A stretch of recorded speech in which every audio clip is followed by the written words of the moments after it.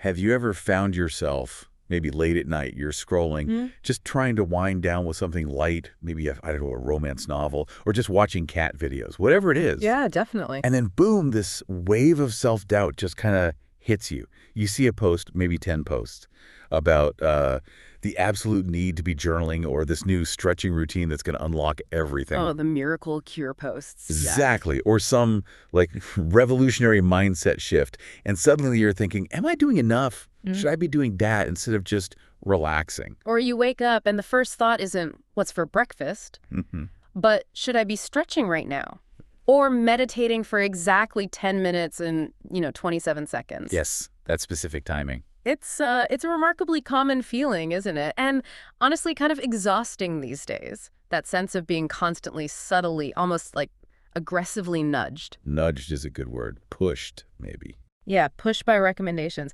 And it's not just the usual influencers anymore, is it? It's coming from people who look like doctors or chiropractors or therapists, popping up on your feed, demanding your attention, suggesting these new, often really specific habits you absolutely must adopt. That's such a critical point you're making there. Because for years, we sort of dealt with the beauty influencer thing, right? The perfect skin, the makeup. So realistic, but kind of understood. Yeah, exactly. Like Juliana Chiaramonte wrote in her column for the Daily Tar Heel. She put it so well. Scrolling past an ad for mascara is one thing. You can just flick past it. You know it's an ad. You know it's selling a product. Yeah. You can opt out.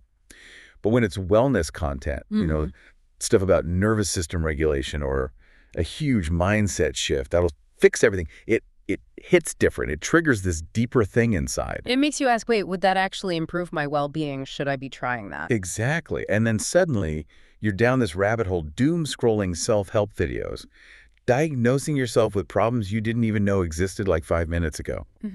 And that internal conversation, that feeling of inadequacy or like you constantly need to be doing more, being more, that's really the core paradox we want to unpack today. Right. This deep dive is all about that surprising and honestly often problematic irony.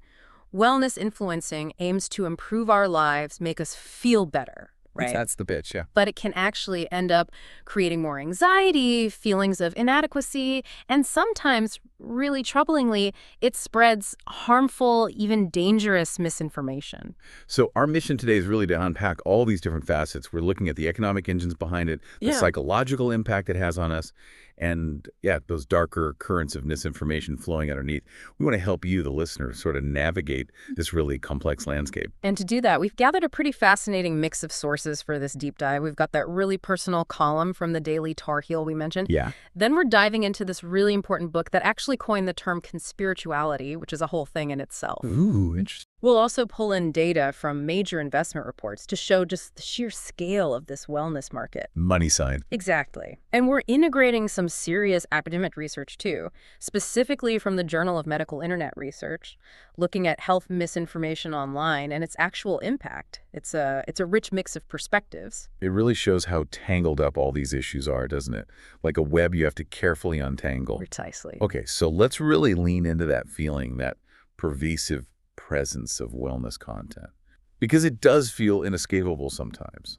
Juliana Chiaramonte's experience, like we said, it just hits home for so many people. That feeling of being attacked, as she put it. Yeah, attacked is a strong word, but it captures that feeling of being overwhelmed, doesn't it? It really does. This constant stream of advice, recommendations, hitting your feet. And like you said, it's not just fitness gurus anymore. She mentions therapists, chiropractors, nurses, estheticians. Right.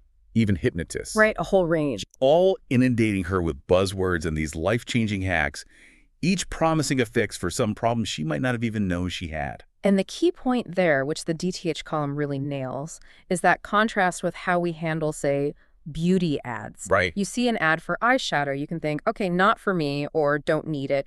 It feels external, kind of superficial sometimes. A consumption choice. Exactly. But wellness content, that taps into something much deeper, that fundamental desire for well-being, for health, for a better life. So when you see a video promising a journaling technique will fix all your anxiety or a practice will regulate your nervous system, it's compelling. It is. The question flips from, do I want to buy this, to, would this actually make me better? Should I try it? And that internal pressure, feeling like you're missing out on something vital for your health, That leads straight to the self-diagnosis you mentioned, which can be, pretty risky without proper guidance. And it feels like this whole wellness pressure thing really ramped up, or maybe just shifted shape, Yeah. directly from what we used to call hustle culture. Oh, absolutely. Grind culture. Remember that. Nonstop work, sacrifice sleep, always be optimizing. Productivity above all else. Yeah. Now it's like the pressure just put on some yoga pants instead of a suit. Huh. That's a good way to put it. The DTH column points out that exact, almost ironic pivot. Hustle culture burned everyone out, inevitably. No. And then this seemingly gentler, more relaxed self-care era became super popular. But the irony, as the column notes, is that some of the same influencers who preached hard work and self-sacrifice are now seamlessly hopping into their self-care era, filling their feeds with these very specific, often monetized wellness practices. It feels less like a genuine shift, more like adapting to the market, Right. What's trending now? Mm-hmm. And the implied pressure is just huge, isn't it? Yeah. Sometimes overwhelming. These practices should make life better, theoretically. Right. Enriching, balancing. But they often just add another layer of stress, another thing on the to-do list. The column talks about how unrealistic it is for, say, an average student with classes, assignments, maybe a job, tight budgets. Yeah, where's the time? To fit in a leisurely morning walk in the sun, let alone hours of these elaborate, often expensive routines.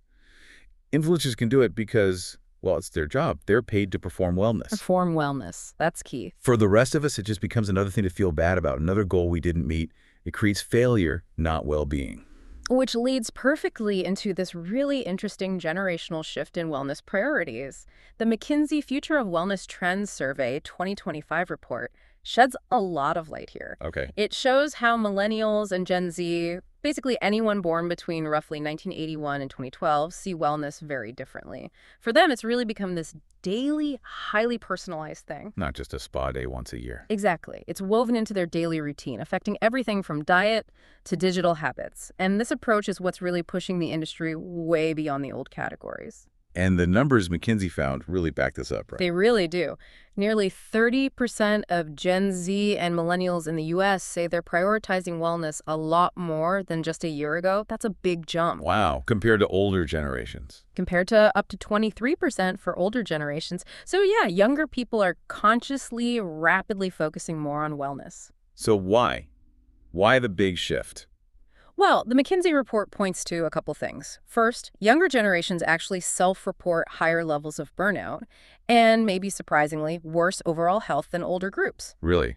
Worse health? According to their self-reports, yeah. So there's a perceived need for solutions.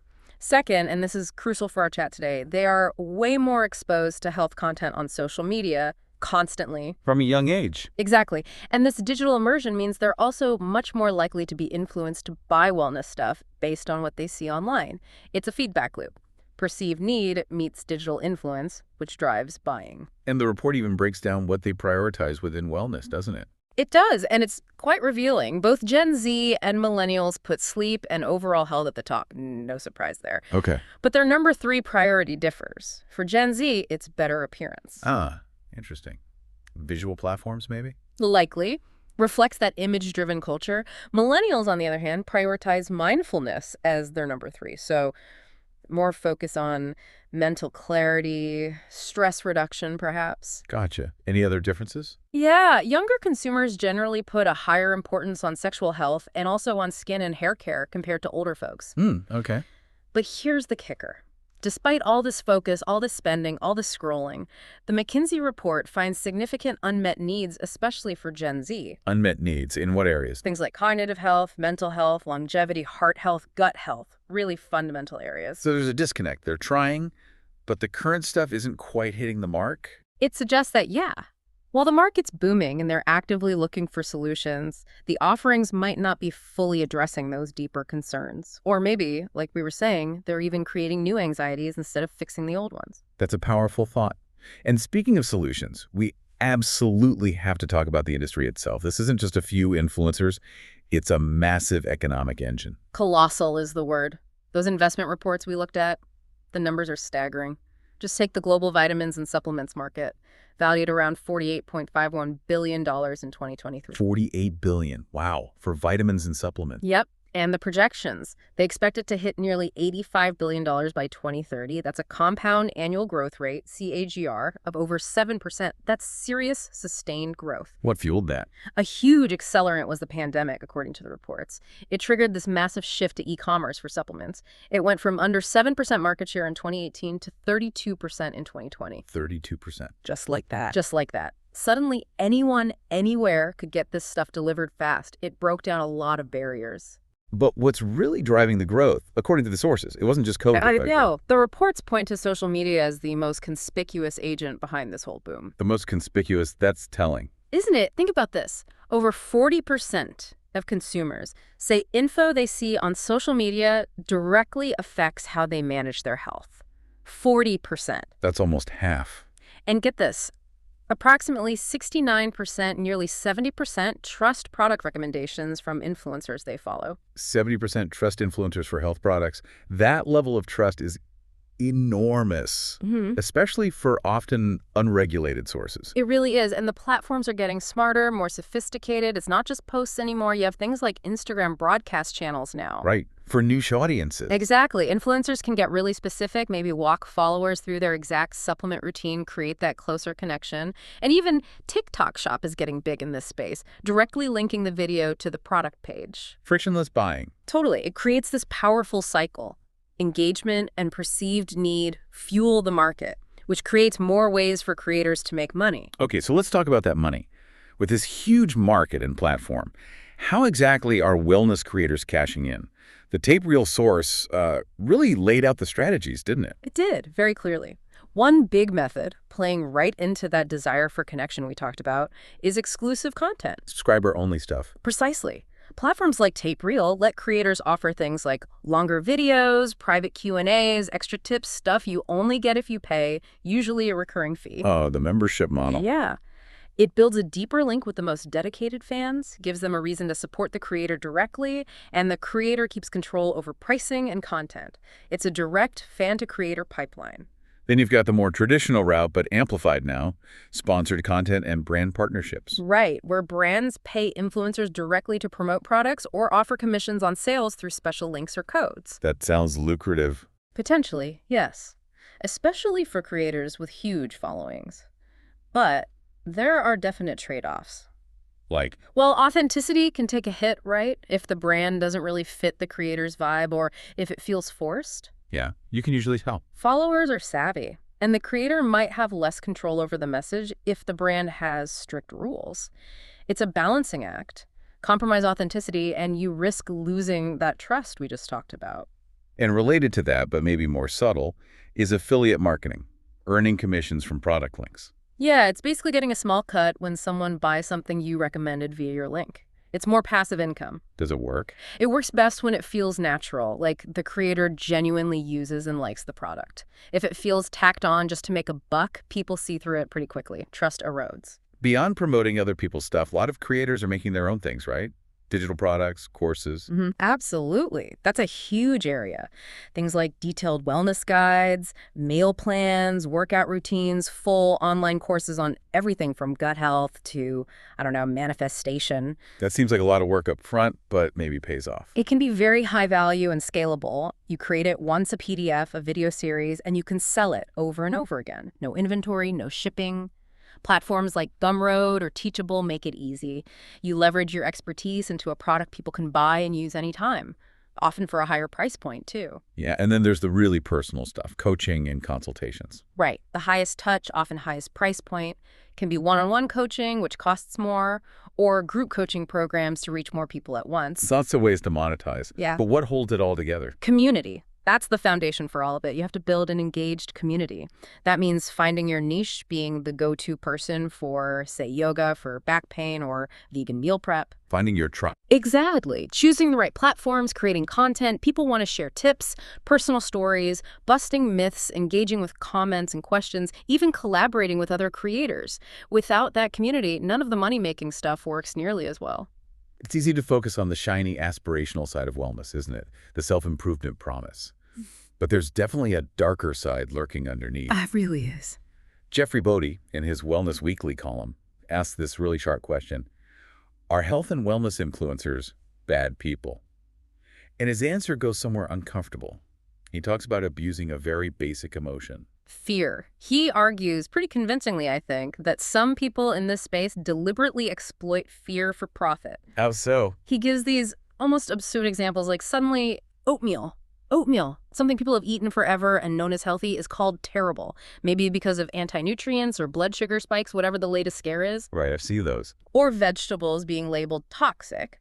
These claims grab your attention precisely because they contradict common sense. They imply the influencer has some secret knowledge, the real key to health. And these claims are designed to grab attention, right? In this crazy online world. Absolutely. It positions the influencer as this modern oracle, someone with hidden truths the mainstream doesn't want you to know. Bodhi names names, like Brian Johnson, the Liver King guy, Oh, yeah. promoting his extreme ancestral diet. And Paul Saladino, who, despite the name, is anti-plants, pushing a carnivore diet. Bodhi says these figures ignore mountains and mountains of evidence from science. Why? Because, as he puts it bluntly, it sells. The controversy itself is the product. Exactly. Sensationalism sells. And the marketing tactic underneath is this classic manipulation, problem, reaction, solution. Explain that. Okay, so first, they invent or wildly exaggerate a problem, like your healthy food is actually poisoning you or your body's natural processes are broken. That creates a strong emotional reaction in fear, confusion, anxiety, maybe a feeling that you're just fundamentally unwell. Yeah, that resonates. And then, voila, they swoop in with their solution, which, surprise, surprise, usually involves their specific products, their expensive coaching, their radical diet plan. Got it. Problem, reaction, solution. And the result for regular people, Bodhi stresses, is just confusion and worry amongst people about foods that are totally fine. It muddies the waters, stops people from making simple, healthy choices, and pushes them toward costly, often unnecessary stuff. It's really frustrating. Okay, let's peel back yet another layer here. We've got misleading info, fear tactics, but what about when wellness crosses over into actual conspiracy theories? That book, Conspirituality, you mentioned earlier, tackles this head-on. It's a crucial read for understanding this. The authors define conspirituality as this disturbing blend of New Age spirituality and wellness practices with, quote, the politics of paranoia. Wow. How does that even happen? It seems like such a leap from yoga to paranoia. It's usually gradual, often subtle. You might start following someone for their smoothie recipes or meditation tips, benign stuff. Right. Then maybe they start talking about natural immunity versus vaccines or alternative cures for serious diseases. Then, slowly, it can shift to broader anti-establishment stuff, questioning science, deep state theories, even wild claims about child trafficking or global cabals. Use the trust built around health to introduce more radical ideas. Exactly. It leverages that trust. The authors call it a truly dangerous cocktail. And this isn't just a niche thing, right? The book mentioned it became widespread during the pandemic. Frighteningly so. It describes Instagram feeds that used to be full of green smoothie recipes and Mary Oliver poems, positive, calming content. Yeah. Suddenly becoming fire hoses of Fox News links, memes from 4chan, and prophecies of global transformation. It's a chilling example of how quickly these wellness spaces were co-opted and, frankly, weaponized to spread really charged, often political misinformation. Weaponized is a strong word, but it feels apt. And other sources connect these dots, too. That TikTok source specifically mentioned an alt-right pipeline. What a pipeline. Yeah, suggesting a pathway where seemingly harmless wellness content can, intentionally or not, lead people towards more extreme, conspiratorial views. It links wellness influencers not just to health myths, but to toxic hustle culture and wider political narratives. It's about radicalizing people who just wanted to feel better. Which brings us to the broader issue of health myth information itself. That Journal of Medical Internet Research review, the GNIR one, it said that there's basically a consensus among researchers, right? A strong consensus, yeah. Yeah. That health misinformation spread on social media is a significant problem. Not minor, not isolated, a major systemic challenge to public health globally. And the review clarified the terms, which is helpful. Misinformation versus disinformation. Right. Misinformation is false or misleading health claims, not based on science, often shared without necessarily meaning harm, maybe just ignorance. Okay. Disinformation is more deliberate. It's knowingly sharing false info specifically to cause harm or manipulate people. Got it. And the perception of social media has really shifted, hasn't it? From optimistic connector to something else. Definitely. Early on, lots of hope about connection, free information flow. Now there's considerable disquiet, as the review puts it, about its potential to spread fake news and amplify conspiracy theories. COVID really threw that into sharp relief, leading to the WHO calling it an infodemic. An infodemic. Mm. Too much information, good and bad, making it hard to find truth. Exactly. And it's not just people accidentally sharing bad info. There are malicious actors involved. Like who? Well, studies like the Berniatowski one looked at bots and Russian trolls deliberately amplifying the vaccine debate online, like on Twitter. How do they do that? Bots often spread straight-up anti-vaccine messages. Trolls were sometimes more subtle, providing seemingly balanced discussions, putting pro- and anti-vaccine views side by side as if they were equally valid. Creating false equivalents. Precisely. The goal wasn't always conversion, but to sow discord, to undermine public trust in science and health authorities. But it's not just bots and trolls spreading this stuff, right? Humans play a big role, too. A huge role. That's what the Zoe research found. Misinformation spreads faster not just because of bots, but because humans are more likely to share it than accurate info. Why? Why would we do that? Their theory is that accurate scientific information may be boring or difficult to understand for many people. It gets crowded out by stuff that's easier to grasp, more sensational, novel, or emotionally resonant. Misinformation often taps into our biases or fears, making it inherently more shareable. Which leads right back to the challenge for us as users. How do we figure out what to trust? It's tough. The JMIR review points out that while people want trustworthy health info, they often lack adequate health and digital literacies to judge online sources properly. Skills gap, basically. Yeah. And that gap is made worse by social and economic inequalities, differences in education, access to reliable internet, critical thinking skills. And our own backgrounds matter too, right? Our culture, values. Hugely. The review stresses the profound impact of cultural contexts, values, and experiences. How much you trust institutions, science, government, pharma is a massive factor, especially with things like vaccines. And that trust can be fragile. It can be eroded, yeah, maybe through past scandals, fraud, misconduct by big companies. So some communities might already be predisposed to distrust official sources, making them more open to alternative narratives from influencers who position themselves as outsiders fighting the system. Okay, so if social media is this minefield of misinformation undermining public health, who can actually fight back effectively? Yeah. And how? Well, the JMIR review makes a strong case that traditional health practitioners, doctors, nurses are still best placed to combat health misinformation. Why them specifically? Because of that direct patient-provider relationship. It's a unique space, hopefully built on trust, where they can guide patients towards high-quality, evidence-based info in a one-on-one conversation. Sounds ideal on paper, but I imagine it's tough in practice. Very tough. Practitioners need incredible patience. It's hard to get someone to let go of a belief, especially if it's tied up with their identity, their online community, their sense of control. So it works. Just telling them they're wrong? Usually not. That often backfires, makes them dig in. The research suggests it's more effective to gently encourage them to re-examine their sources, consider new info, evaluate the evidence critically rather than just being dismissive. It's a dialogue, not a lecture. And the practitioners themselves are under pressure too, right? It's not just about the patients. Immense pressure. The review lists major stressors: time constraints, huge administrative workloads, lack of resources, facilities, PPE, especially during crises like COVID. Burnout must be massive. Huge. Plus the psychological toll of constantly dealing with misinformation, seeing its impact, battling the sheer volume of it. They're fighting on two fronts: disease and disinformation. What about online solutions, like platforms taking stuff down? The review mentions things like user corrections, other people flagging false info, and automatic detection tools, often using AI. Do they work? The jury's still out, really. There's disagreement in the research. Some studies suggest user corrections might accidentally legitimize the false claim by creating debate around it. Huh. Counterintuitive. Yeah. Others say you need multiple corrections to have any effect, and most people just ignore them anyway. There's no simple online fix, no silver bullet. So given all these challenges, what can be done? Any hopeful solutions? Well, for the healthcare system, the review suggests investing more in health information management, Heal. What does that involve? Things like creating better patient-facing information systems, making a complex medical info easier to understand through, say, clear data visualizations or plain language summaries, developing tools to help both patients and doctors interpret all the data out there.